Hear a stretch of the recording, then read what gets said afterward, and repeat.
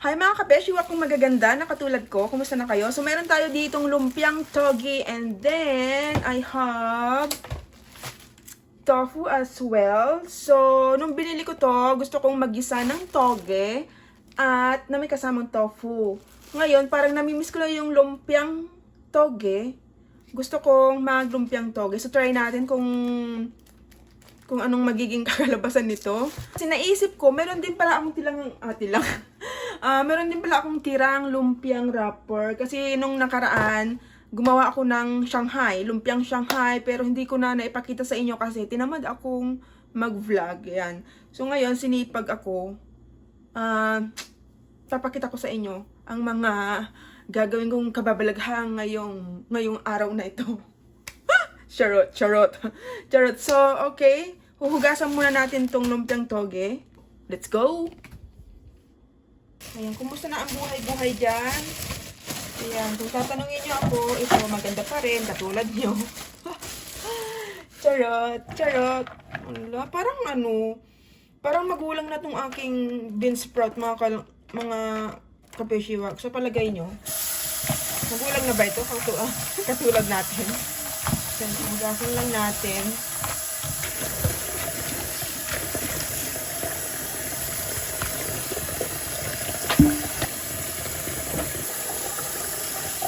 So, okay na yan.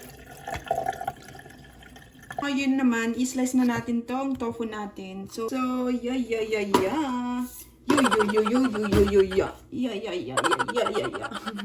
Hindi nakakaalam.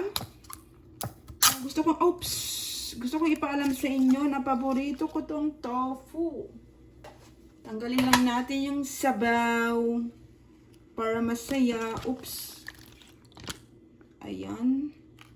Nawala na yung sabaw. And then, syempre, we're gonna slice or we're gonna chop ang pangalan nito? Tofu. I miss stinky tofu. You know what guys? Namimiss ko na yung stinky tofu sa Taiwan. Isa yun sa paborito kong pagkain doon. So, slice na natin to. Daldal ako ng daldal. Slice natin to. Tapos, iprito natin. No? Painit na tayo ng kawali mga kabeshi, ha? Ayan. So, tanggalin ko muna to.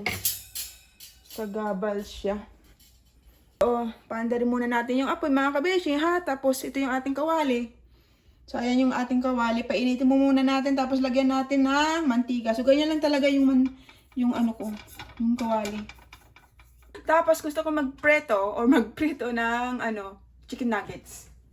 Prito tayo ng chicken nuggets. Ayan, nilabas ko na itong chicken nuggets. Prito tayo. So, ipirito na natin. Mga kabeshi, pinipirito na natin yung ating tofu. Ayan.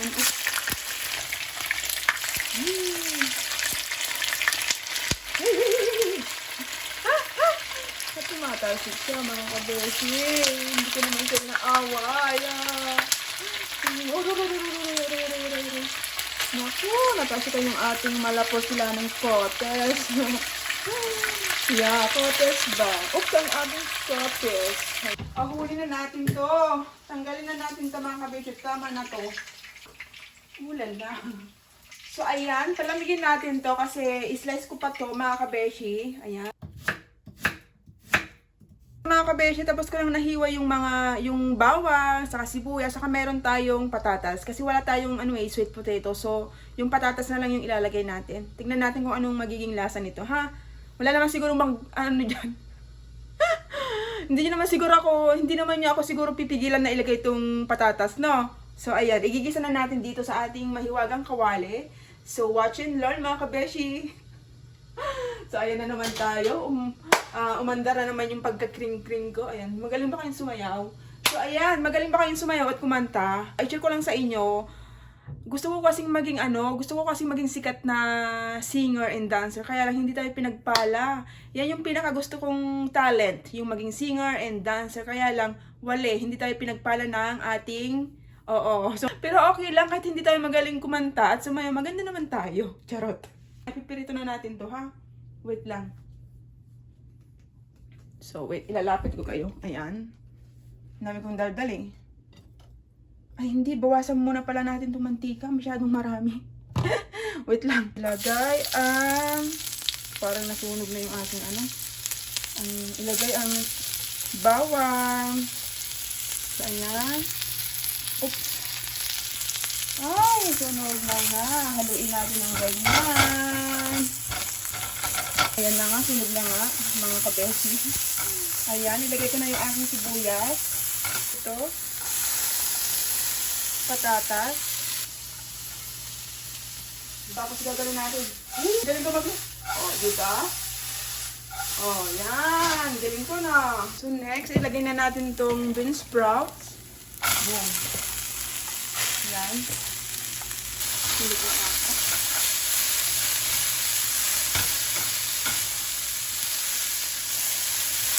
Lagyan natin ng paminta, mga kabeshi, para masaya. Asin, pampakinis ng mukha. Tapos haluin natin para lalong sumarap. Ayan. Ito, pahinaan ng apoy. I-slice muna natin ng ganito to. Ayan. Durug-durug naman na. Ayan. Sarap nito. Ayan. Ayan, tapos na. Natin itong tofu natin. Oops! Yan. Yan. Di ba ang sarap? Din, yung ganito.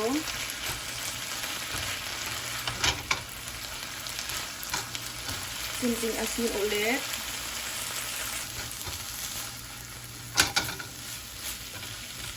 Na ganyan. Tapos gawin natin siya. Oops! Yan. Oops! Nabuang na naman ako. Bango! Ayan. Ito mga kabeshi, hindi na kayo mahihirapan kasi naka-separate na siya. Ayan o. So, meron siyang plastic na hindi na kayo mahihirapan kasi naka-separate na siya. Ayan. 1. Ilan ba yung ating aanuin? So, mga kabeshi, habang pinapalamig muna natin yung niluto nating toge, kasi ibabalot natin yun sa lumpiang wrapper. So, palamigin muna natin. Anyway guys, meron akong gustong i-share sa inyo, no? So, halika kayo dito, papakita ko sa inyo. So, ayan, hindi nyo akalain, no, na talented pala ako. So anyway guys, ito yung first time ever na painting na nagawa ko. So, hindi ko ina-expect na kaya ko palang mag-painting, no? Kasi yung aking, share ko lang sa inyo, yung aking ulirang asawa is marunong din siyang mag-paint. So, parang na-inspired parang mag-paint din. Yun, gaya-gaya ako. Basta ganon. So, yun, ipakita ko sa inyo. So, ayan siya. Ito tirahan daw ng baka ito. Tapos, ito yung aking mga puno. Then, ito yung daan, yung pathway. Tapos, ito, nilagyan ko ng flowers dyan. Ito yung ay, basa pa ata. Ito yung flowers na tulips. Tapos ito, mga tulips yan. Mga tulips yan, mga kabeshi. Hindi lang halata. And ito yung bundok. Ayan o. Bundok. Tapos ito yung langit. Ayan, hindi ko alam kung ano to eh.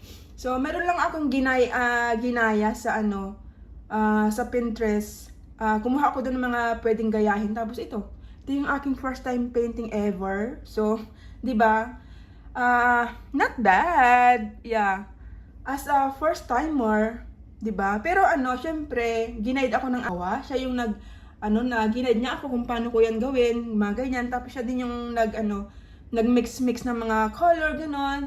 Kasi ito, tapos ito yung kanyang Ayan, hindi pa yan tapos. Sa kanya yan, siya yung nagpainting ng ganyan. Tapos ito, ayan, siya rin yung nagpainting ng ganyan. Tapos marami pa siyang na-painting, kaya lang wala siya dito, nasa bahay nila doon sa Atlanta. And then, tapos nakita ko yung yung ibon niya doon. Ginaya ko, binigyan niya ako ng ganito. Tapos tinaray kong gayahin yung yung ibon niya doon. Tapos ayan sila ayan siya Oh, 'di ba? Ginaya ko yung ibon niya. Compare natin kung magkapareho. Ayan, magkapareho naman sila. Ayan 'di ba? Ang ganda. So ayan, magkapareho naman sila. Tapos gusto ko pa lalong matutong mag-paint. Ayan, akalain mo talented pala ako. Charot. Tapos yun, ito. Meron naman akong ulit ng ginagaya. Kaya lang, nahihirapan ako. Hindi ko siya tinapos. Ayan. Tapos, ayan, nagpa-practice akong gumawa ng mga flowers. Ganyan. Tapos ano ba ito? Pangit. Ang pangit. Tapos ito. Malamig na siguro yung ating ginisa. Balutin na natin sa lumpiang wrapper. Ito yung ating lumpia. Yan. Balutin natin ng ganyan. Yan, konti lang. And then, ganyan mo siya. Yan. Kita nyo ba? Tapos, dahan-dahan lang. Yung pagkabalot. Ayan. Tapos, dapat nakaano siya. Higpitan nyo siya. Oh, nabiyak siya mga kabeshi. Ayan. Sabihin natin. Pero mas, hindi kasi pag manipis lang. So, try natin dublihin. Ayan. So, nagtimpla lang ako ng flour. So, ilagay natin dyan sa, dito. Punasan natin dito para dumikit siya. Yan. Yan. So ayan. O, diba? Taran! O, nakagawa na tayo ng isa mga kabeshi. Matutuwa ako. So, mainit na yung ating mantika. Ilagay na natin to. Yan. Hinaan natin yung apoy. Dalawa lang yung ilagay natin kasi maliit yung ginamit kong pagpirprito ng mga kabeshi. So, ayan na siya. Binaliktad ko na siya. So, dapat mahinang api lang ng mga kabeshi ha, para hindi masunog yung ating niluluto, no? Alam nyo na yan, napaka-basic yan. Malalaki na kayo. So, ayan na. Malapit na siyang maluto. So, dyan ko na rin ipipirito itong chicken nuggets natin. Yuhu! Chicken nuggets. So, ayan, luto. I love chicken nuggets. Okay, so ayan. Gagawa lang ako ng sausaw mga kabeshi ha. Ayan yung ating lumpia and chicken nuggets. Ngayon naman gagawa tayo ng sausawan mga kabeshi. Ilagay na natin itong sibuyas, minta, asin, suka. Parang hindi ko siya inasinan. Toyo lang, no? Yan. Oops. Haliin natin ng ganyan. So, pwede nyong lagyan ng ng kamatis or cucumber, kaya lang meron akong kamatis kaya tinatamad na akong maggawa ng kamatis, pero wala naman akong cucumber, so ganyan lang siya. So ayan, okay na yan. So ayan yung kanyang loob. So kainin na natin. Ayan yung ating lumpiang toge. So isa na natin sa suka. Ayan, ganyan. Lubog mo lang siya, then let's bite. Kain.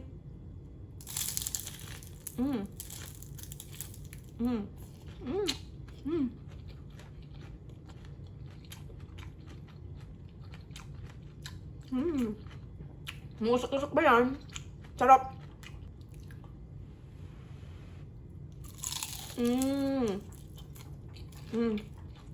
Ang sarap niya.